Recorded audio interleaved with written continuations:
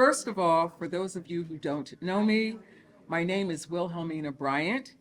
I'm the board president for Town Clock Community Development Corporation. Thank you, thank you for coming out this evening to our Capital Launch Campaign event for the refurbishment project for the First Reformed Church's education building. We are especially grateful to have so many representatives of the political community here today. We have a representative of Congressman Frank Pallone's office here. There you go, wave, thank you for coming. We have two Middlesex County Commissioners attending, Charles Tamaro and Clarabelle Ascona Barbara. Would you wave so we can see where you are? They're not here yet? Okay. They're coming. Okay. We have City Council members Rebecca Escobar, John Anderson, okay, and Matthew Ferguson. He's on his way? Okay. Our greatest supporter is the Mayor, James Cahill. He's coming in? Okay. Okay. And we want to thank him for making it to this event. But I would be remiss if I didn't give recognition. Thank you, Mayor Cahill. Thank you. I would be remiss if I didn't give recognition to those who supplied this wonderful food for this event, and they are Betsy and Lou Garlotti. So please. This expansion project is a huge endeavor for our Town Clock CDC team. We're really excited to get it started because it's our mission and our vision to provide survivors of domestic violence long-term, affordable, safe housing with supportive services. During the presentation, we will be sharing some statistics about homelessness and domestic violence. It will inform you of the horrible numbers of homeless victims and abuse in our very own county. And it will explain how few long-term housing solutions are available. But we have an opportunity to change that, and we are hoping that you will be part of that opportunity for change. With that said, I'd like to invite our Executive Director, the Reverend Susan Kramer Mills, forward to begin the presentation. Thank you for listening. Good evening. Great to have all of you here. Thank you for taking the time. I know everybody's busy, and some people don't know where this place is, so it's even more fun, right? Especially New Brunswick traffic at 5 o'clock, 5:30. As Wilhelmina said, we are very, very excited about this project. We know that the need is great.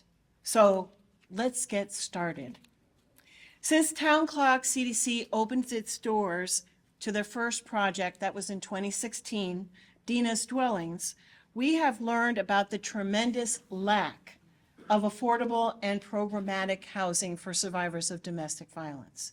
And we have learned the deep impact that such housing provides.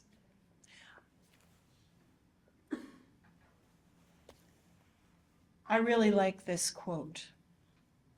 It's from one of our previous residents. Town Clock opens your mind to where you can sit, to be able to make plans. Now I'm stable, so I don't have to worry about where I'm going to live. So let me start making plans towards the future.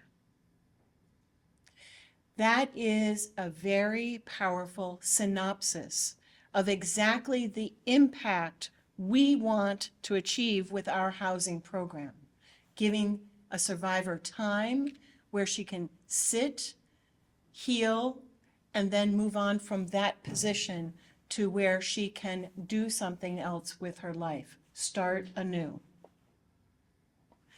But let's take a step back a moment. You all may already be familiar, or not, with domestic violence. Some of you might even know somebody who has experienced it. Oh, sure, we all have an idea about what it is. But what is it really? This slide, in just a few words, shows an overview of what domestic violence is. It is a pattern of behaviors used by one partner to maintain power and control over another. And here are all the ways that this power and control is expressed: through physical and sexual violence, through financial control, and through psychological abuse. Yet we know love shouldn't hurt.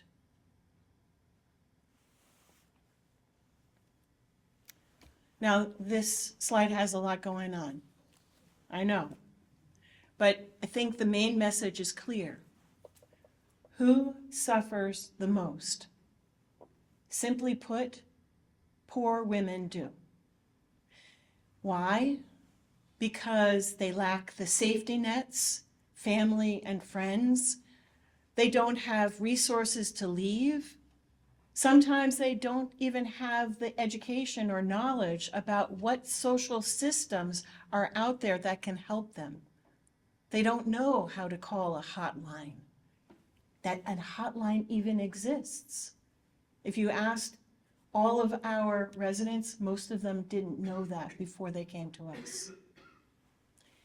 And I want to make it very clear that all of our residents whom we have served or are serving right now at Town Clock facilities have been low to no income and homeless when they have arrived.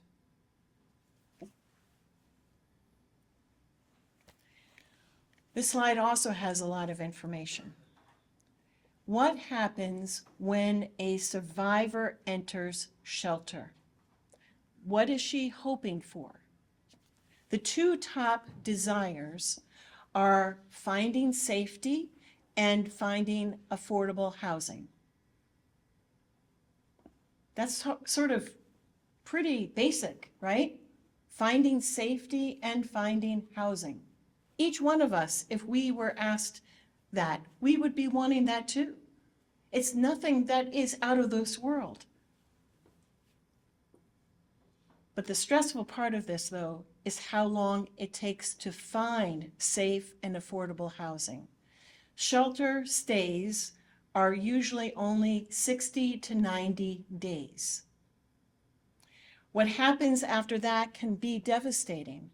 If a survivor does not have a place to go to, the survivor might end up returning to the abuser because there's no other options for that person. The wait to find affordable housing can take up to 6 to 10 months. That's why they're homeless.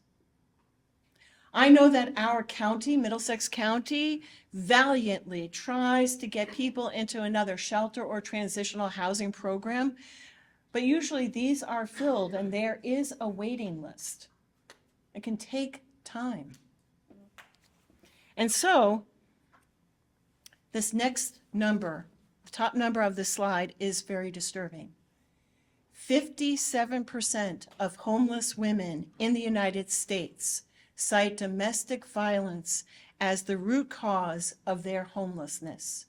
57% of all homeless women. That's the majority. And now, because we are aware of the difficulty of finding safe and affordable housing, this statistic makes sense, unfortunately. And then this second statistic is also mind-boggling. 33% of women experience domestic violence in their lifetime. In general, we providers say 1 in 3 women, 1 in 7 men. experience abuse. These numbers are staggering. Yet these numbers are not new, friends. They are not new. This trend has been observed for many, many years. However, our society's response to this plight has been less than stellar, as this next slide will demonstrate. Why? Because there are not enough permanent, affordable housing options that offer survivors a safe space and supportive services. What we can identify is that there are less than 40 such locations like what Town Clock offers across the country. That's not even one in every state. In New Jersey, there are several projects that provide affordable housing for survivors. It doesn't have the intensive programming that we have, that we offer, but they do have affordable housing. But they don't provide that supportive services, which we have found to be key to their transitioning, to their getting out from behind the domestic violence. We are the largest. Town Clock is the largest in the state of New Jersey, and we only have 11 units. Now, every January, throughout the state of New Jersey, a count is made of all the people who are in shelters or who are unsheltered. This event is called the point-in-time count. This gives the counties an idea of how many people are in need of housing, affordable housing or other types of housing programs. As this slide shows, there were 588 homeless individuals in Middlesex County in January of 2024. The new numbers for 2025 have not yet been reported. So 588 individuals. Of those individuals, and these numbers include children, by the way. Yeah, they include children. 270 were victims of domestic violence. So if you do the numbers, that's 46% of 588. I have my little cheat sheet here, so, because I'm not a math person. But, so 46% of that, which is close to that 57% of the US number, okay? Of those 270, 167 were in shelter, but 103 were living on the street. So there were 167 survivors who were in shelter, but also another 103, and that included a child, were living unsheltered in Middlesex County on a cold day in January. Now, when you think about the potential housing units available in the state for survivors, you can see that there are clearly not enough to even provide the unhoused domestic violence survivors on one day in only one county of the state of New Jersey. That's how much we are missing on affordable housing.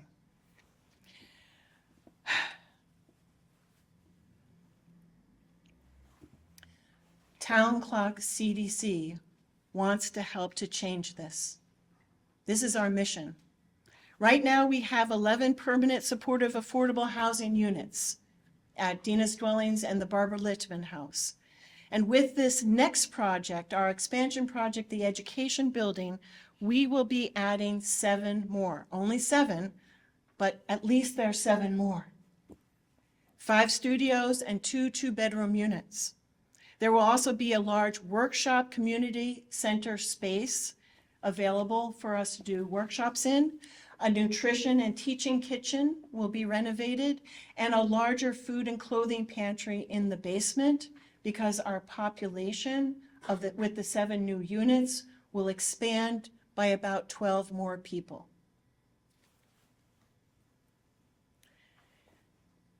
This is the dollhouse view of what the Education Building will look like, thanks to Mills and Schnoring Architects, who are also here tonight.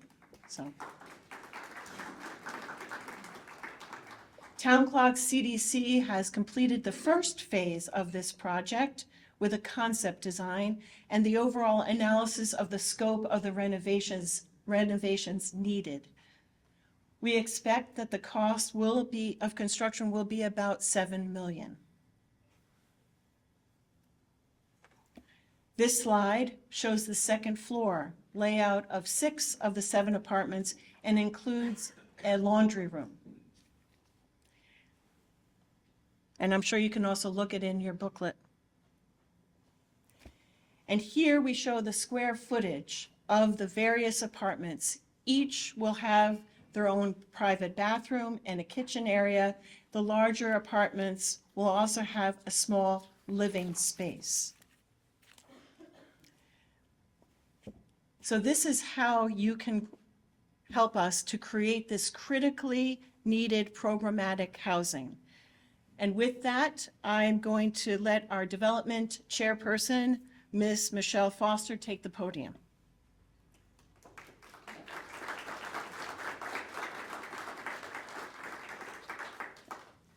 Hello, everyone. How are you? We are very grateful to have you all here tonight.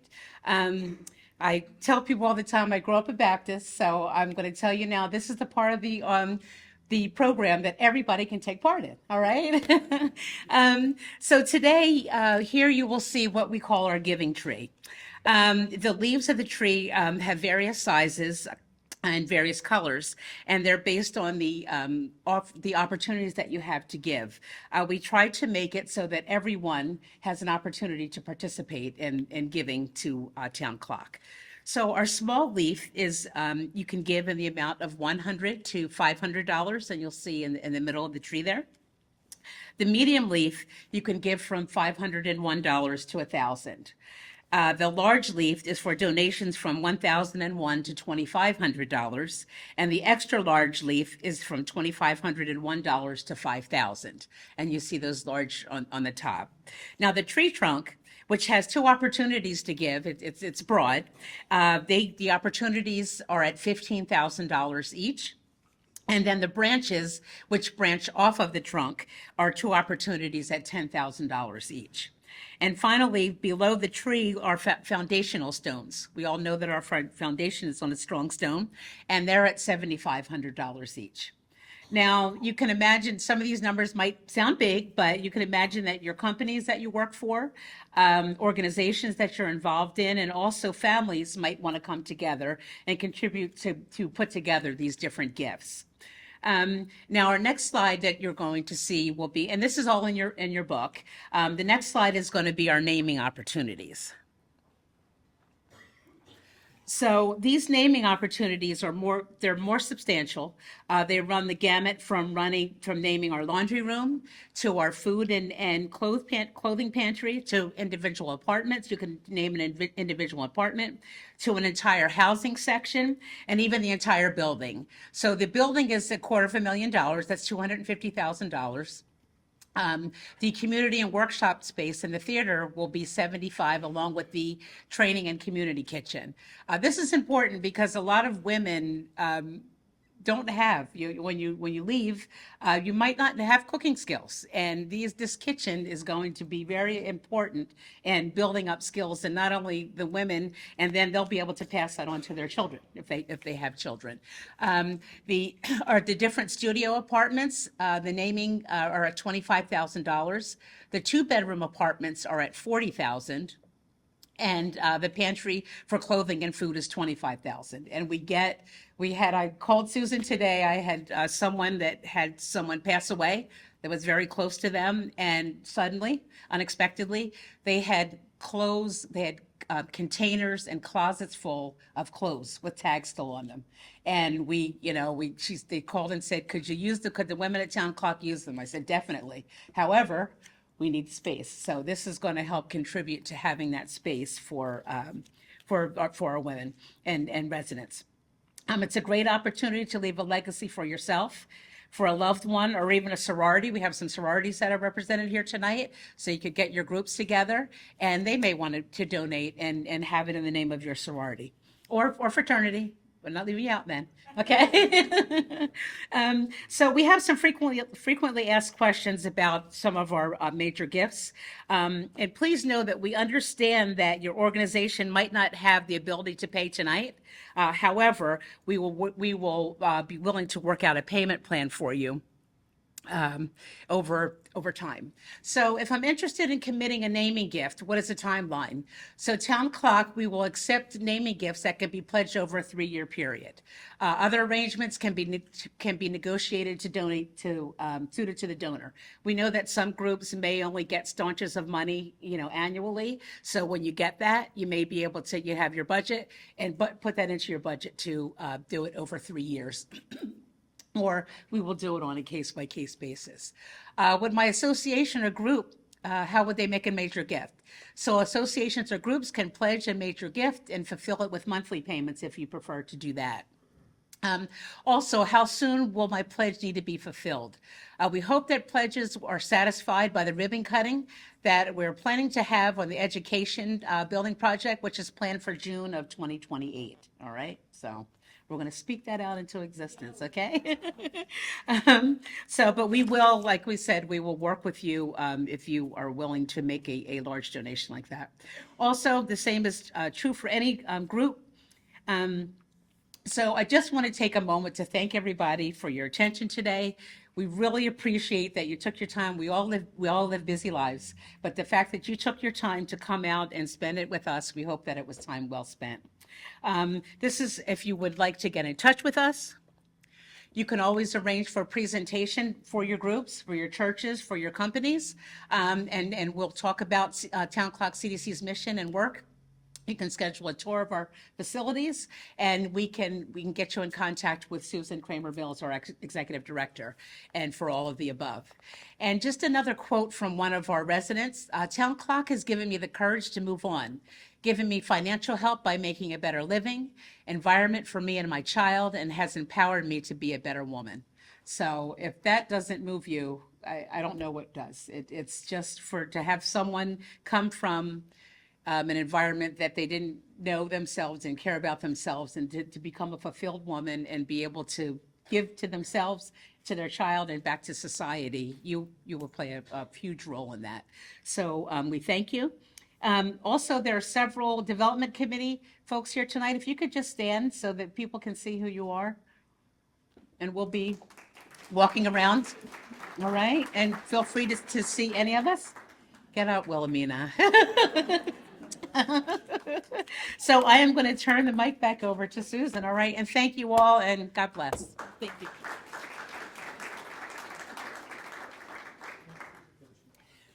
Does anybody have questions that I will hope to answer?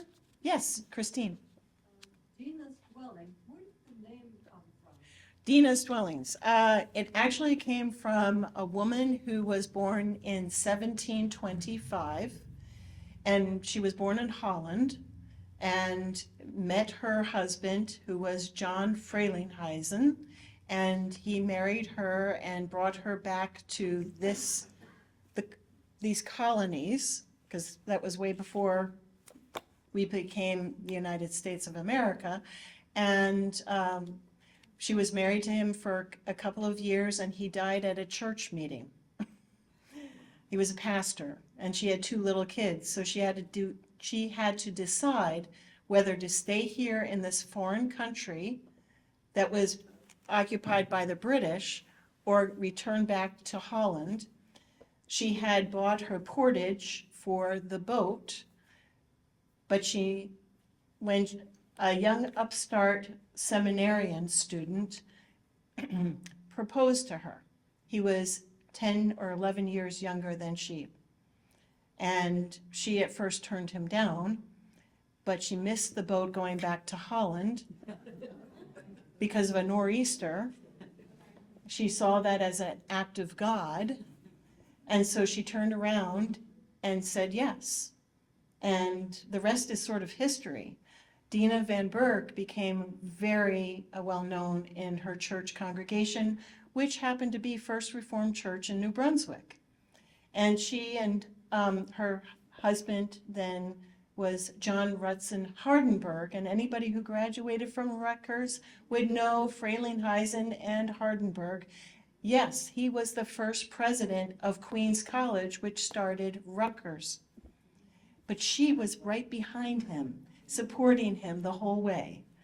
Okay, she gave birth to 9 more children. She had 11 in total. Yes. He happened to pass before, in the late 1700s.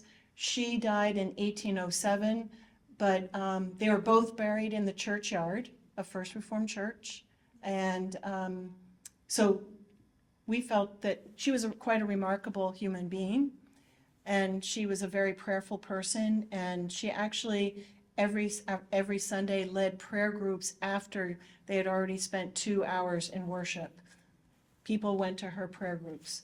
So she was a very spiritual, strong faith, strong human being. We thought that she was a great example for the ladies. So thank you for the question. Anybody else? Yeah, Yes. how do you decide who gets these, like the bean shop? That's a good question. Yeah, like there's 100, so many people. Yeah, there's so many people, and I get calls on a weekly basis about housing. Somebody asking me about housing. So we are a part of what is called the Middlesex County Homeless Continuum of Care Committee. And we're members of that committee, and that's all the social service providers in the county for the most part. We also receive 2 grants that help support our programming through the county. And by being a part of that, we work with them and they're what they call the coordinated assessment program. So they receive names, and when we have an opening, we go to them and we say, hey, we have a 1-bedroom open for a resident, please send us a few names, and that's what they do. So they try to coordinate who is getting sent to us, that this person is a survivor of domestic violence and fits all the criteria that is required. Yeah. Any other questions? Yes. Can you talk about the type of services that the residents receive? Yes. Thank you, Jamie. We provide soup to nuts. We have a case manager as part program who helps connect them to other social services providers where they need it. She advises them, helps them with job readiness training. We also have a slew of different types of workshops that we provide. Financial literacy, parenting classes. Recently, just last week, we had a music class. So a part of therapy. We have an art programming class. We've had yoga. We've had exercise classes. Anything that they need. Nutrition. We get Rutgers medical students that come in and talk about different diseases so that they have an understanding about the medical system as well. Anything that we can to help them with what they would need. We also have had people who've offered ESL classes on site because some of our women have difficulties getting off site. We connect them to telehealth for therapeutic counseling. We also have a therapeutic counselor who comes into our building because that's better for some of our residents. We pay all of that through the different grants that we write for the programming. So, and then we also have the food and clothing pantry that's also on site. And we have, I keep on remembering, and we have a scholarship program. So every new resident gets a laptop, and they get training on that through some of our interns, because we work with Rutgers Social Service MSW program. And they can also apply for support to go back to get certified or go back to school, whatever they need. If they also need lessons for driving so that they can get a car, we help pay for those lessons through the scholarship program. We've bought uniforms so that, you know, if they're going nursing, that they can pay, uniforms are expensive, I have to tell you that. So all of that, whatever they need in order to move on, we help through that scholarship program. And in fact, that scholarship gathering is always during the Mother's Day appeal. That goes towards that scholarship program. And also they can apply for legal funds support as well through that. So I think I hit everything, right, Betsy? Did I hit everything? Yep. What's the average length of stay? Yes. So it's 5 years, although I have had women stay longer. Sometimes they stay longer because they cannot move on unless they get another affordable, like a voucher that would go with them. So the housing voucher helps pay for rent, and the county has tried to create this moving on voucher program, but they're not often available, so it's problematic. Some of the women would really like to move on, but they can't, because it's very expensive. I don't know if you've ever checked what a studio apartment is going for, like $1,300 for, $1,400, and that's, not including utilities. So with us, they have free internet, they don't pay for any utilities, that's all covered. So, yeah. Any other questions? You're very kind. You're not grilling me on how are you gonna pay for this crazy $7 million project? Come on. How am I gonna, good, thank you.